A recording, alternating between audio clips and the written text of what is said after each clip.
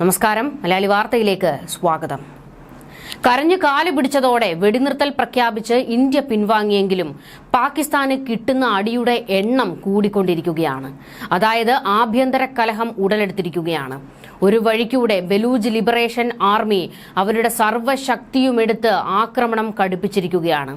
പാകിസ്ഥാൻ പട്ടാളത്തെ തെരഞ്ഞു പിടിച്ച് വേട്ടയാടി കൊല്ലുകയാണ് ബലൂജ് ലിബറേഷൻ ആർമി. കാരണം ബലൂജ് ലിബറേഷൻ ആർമിയിലെ പ്രവർത്തകരെ കയ്യിൽ കിട്ടിയാൽ അതിക്രൂരമായി ആക്രമിച്ച് കൊലപ്പെടുത്തുന്ന രീതിയായിരുന്നു പാകിസ്ഥാൻ പട്ടാളത്തിൻ്റേത്.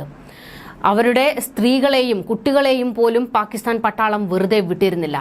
ഒരവസരം കിട്ടിയപ്പോൾ തല ഉയർത്തിയ ബലൂജ് ലിബറേഷൻ ആർമി പാകിസ്ഥാൻ പട്ടാളത്തിന്റെ കിരാത വാഴ്ചകൾക്കെതിരെയാണ് ആക്രമണം ശക്തമാക്കിക്കൊണ്ടിരിക്കുന്നത്. കയ്യിൽ കിട്ടുന്ന പാകിസ്ഥാൻ പട്ടാളക്കാരെ അതിക്രൂരമായി കൊലപ്പെടുത്തി പാകിസ്ഥാൻ പട്ടാളത്തിന് മുന്നറിയിപ്പ് കൊടുക്കുകയാണ്.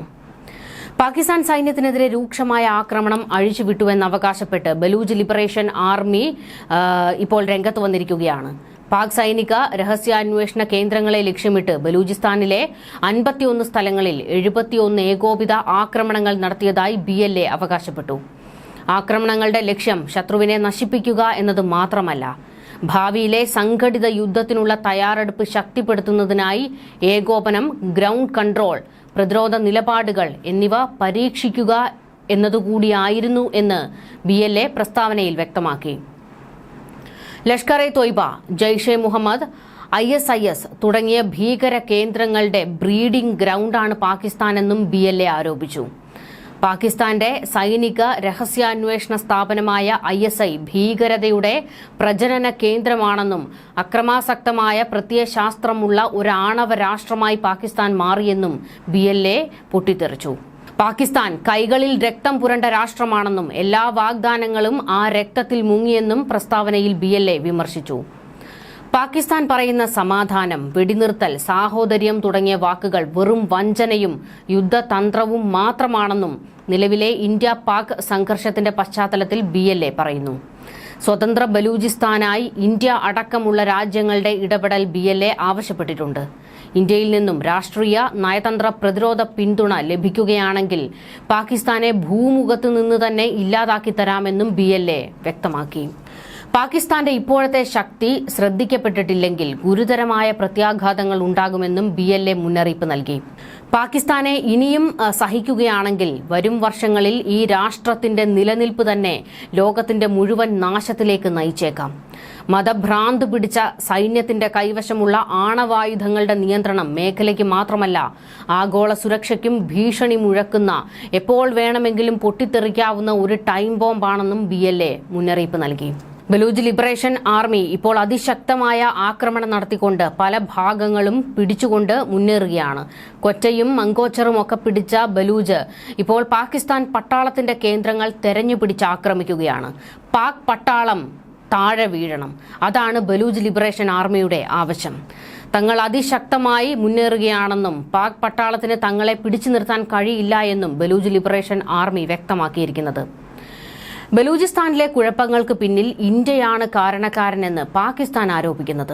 എന്നാൽ പാക് വാദങ്ങൾ പൂർണ്ണമായും ഇന്ത്യ തള്ളിക്കളയുകയാണ്. അങ്ങനെ ഒരു തരത്തിലുള്ള ഭീകരവാദത്തെയും പിന്തുണയ്ക്കുന്ന രാഷ്ട്രമല്ല ഇന്ത്യ. അത്തരത്തിലൊരു സമീപനമല്ല ഇന്ത്യയുടേതെന്നും ആ നയം തങ്ങൾക്കില്ല എന്നും ഇപ്പോൾ ഇന്ത്യ മറുപടി കൊടുത്തിട്ടുണ്ട്. ഏതെങ്കിലും രാജ്യത്തിന്റെ നിർദ്ദേശമനുസരിച്ചല്ല പ്രവർത്തിക്കുന്നതെന്നും ഈ മേഖലയിലെ നിലവിലുള്ളതും ഭാവിയിൽ ഉണ്ടാകാൻ പോകുന്നതുമായ സൈനികവും രാഷ്ട്രീയവുമായ നയരൂപീകരണത്തിൽ തങ്ങൾക്ക് വ്യക്തമായ സ്ഥാനമുണ്ടെന്നും BLA അവകാശപ്പെട്ടു. മേഖലയിലെ ഭീകരവാദം അവസാനിപ്പിക്കാനും ആഗോള സുരക്ഷയ്ക്കും പ്രത്യേക രാഷ്ട്രം എന്ന ബലൂജികളുടെ ആവശ്യം സാധ്യമാക്കണമെന്നും BLA പറയുന്നു. സായുധ പോരാട്ടത്തിലാണ് ബലൂജ് ലിബറേഷൻ ആർമി എന്നും വിശ്വസിക്കുന്നത്. IED-കൾ, ചാവേർ ബോംബിങ്ങുകൾ, ഗറില്ല ആക്രമണങ്ങൾ എന്നിവ ഉൾപ്പെടെയുള്ള തന്ത്രങ്ങളാണ് അവർ ഉപയോഗിക്കുന്നത്. കൂടാതെ ആശയങ്ങൾ പ്രചരിപ്പിക്കുന്നതിനും പ്രവർത്തനങ്ങൾ ഏകോപിപ്പിക്കുന്നതിനും ടെലിഗ്രാം, റംബിൾ പോലെയുള്ള സോഷ്യൽ മീഡിയ പ്ലാറ്റ്ഫോമുകൾ അവർ കൂടുതലായി ഉപയോഗിക്കുന്നുണ്ട്. അഫ്ഗാനിസ്ഥാനിലെ ബലൂചിസ്ഥാൻ മേഖലയിൽ നിന്നാണ് സായുധ സംഘടനകളുടെ നേതൃത്വം എന്ന് ഇപ്പോൾ വ്യക്തമായിട്ടുണ്ട്. BLA-യുടെ അക്രമാസക്തമായ തന്ത്രങ്ങളും ആക്രമണങ്ങളും കാരണം Pakistan, China, Iran, United kingdom, United States, European union എന്നിവ ഈ സംഘടനയെ ഭീകരവാദ സംഘടനയായി പ്രഖ്യാപിച്ചിട്ടുണ്ട്. 2024 ഓഗസ്റ്റ് 25-26 ഓപ്പറേഷൻ ഹെറോഫ് പോലെയുള്ള ഹൈ പ്രൊഫൈൽ ആക്രമണങ്ങൾക്ക് ഈ സംഘടന പ്രശസ്തമാണ്. ബലൂചിസ്ഥാനിലെ വിവിധ സ്ഥലങ്ങളിൽ ഏകോപിത ആക്രമണങ്ങളാണ് സേന നടത്തിയത്. സുരക്ഷാ ഉദ്യോഗസ്ഥരും സാധാരണക്കാരും ഉൾപ്പെടെ 70-ലധികം പേർ ഈ ആക്രമണത്തിൽ കൊല്ലപ്പെട്ടു. 2024 നവംബർ 9 ക്വറ്റ റെയിൽവേ സ്റ്റേഷനിൽ BLA നടത്തിയ ചാവേർ ബോംബ് ആക്രമണത്തിൽ 30-ലധികം പേർ മരിക്കുകയും ഡസൻ കണക്കിന് പേർക്ക് പരിക്കേൽക്കുകയും ചെയ്തിരുന്നു.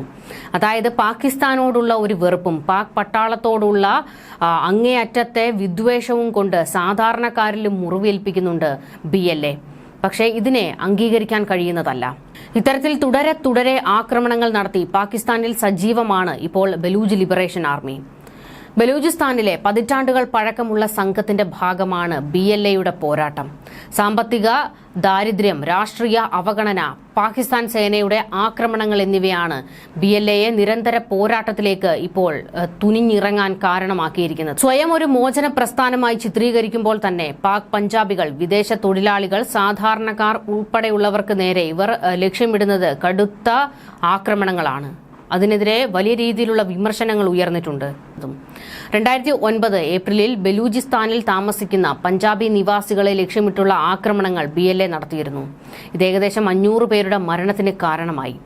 2010 പ്രവിശ്യയിലെ സ്കൂളുകളെയും അധ്യാപകരെയും വിദ്യാർത്ഥികളെയും ഇവർ ആക്രമിച്ചിരുന്നു. ഇതും ഇവർക്കെതിരായ കടുത്ത വിമർശനത്തിന് കാരണമായി. പാകിസ്ഥാൻ സർക്കാർ ഓപ്പറേഷൻ സറി അസബ് പോലെയുള്ള സൈനിക നടപടികളിലൂടെ BLAക്കെതിരെ പ്രതികരിച്ചിട്ടുണ്ട്. BLA വിദേശ ശക്തികളുടെ നിർദ്ദേശപ്രകാരം മേഖലയെ അസ്ഥിരപ്പെടുത്തുന്നുവെന്നാണ് പാകിസ്ഥാൻ ആരോപിക്കുന്നത്.